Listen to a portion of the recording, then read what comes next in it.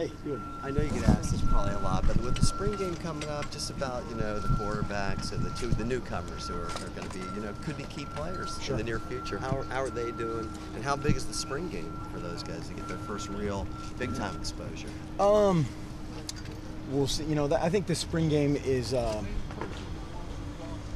in some ways, like you say, it's the first time with the lights on, so to speak, and maybe the first time that those two guys have played on TV or played in front of a crowd at this level. But and then in some other ways, it's another practice. We're going to do some things in the spring game that we would not do in a game plan situation, as everybody does. But so in some ways, yes, and in some ways, it's just development. But really happy with where both those guys are. Both of them have gotten better, which is the key. Today, both of them made some outstanding plays, couple knucklehead plays. That when the ball's involved, that guy's got the ball in his hand a ton. It's just we talk a lot about instantaneous common sense, and if those guys can just have the confidence to make those decisions, they can both be great players. Do you guys know how you got it? We'll see. Yeah, the plan right now is to do kind of a little draft in quotes, but we'll see. And then We'll have one totally dedicated to that, and then Monday will be kind of our last full hard work day, so to speak, and then Wednesday will be split up to get a little bit more accustomed to playing with each other. But at this point of spring, everybody's played with each other. But maybe it's a quarterback center combination who hasn't got a ton of work. But these guys they've gotten thousands of reps at this point in spring, and so they're pretty familiar with them. You mentioned last week you were just reaching full install. Now that you're there, have you seen anything in this last week, either positional or just general skills that have grown for you guys significantly? Oh gosh, not to their full potential. I think that's kind of the whole thing, is we just keep pushing that envelope.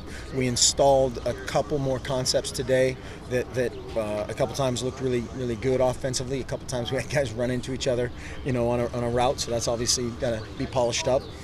Defensively, we had a few more things in, just different fronts, different coverages, and so again, that's where there's no score kept in spring ball in terms of that. It's in terms of when player A has been put in that position the second time, how does he do? Because they're going to make mistakes. We always tell you, make 1,000 mistakes, just make 1,000 different mistakes, and that's how you grow and improve as a player. You talked a lot about the progression of Hroniss over the years, not just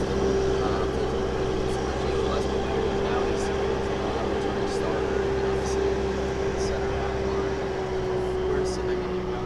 Where he was to where he is now. Yeah.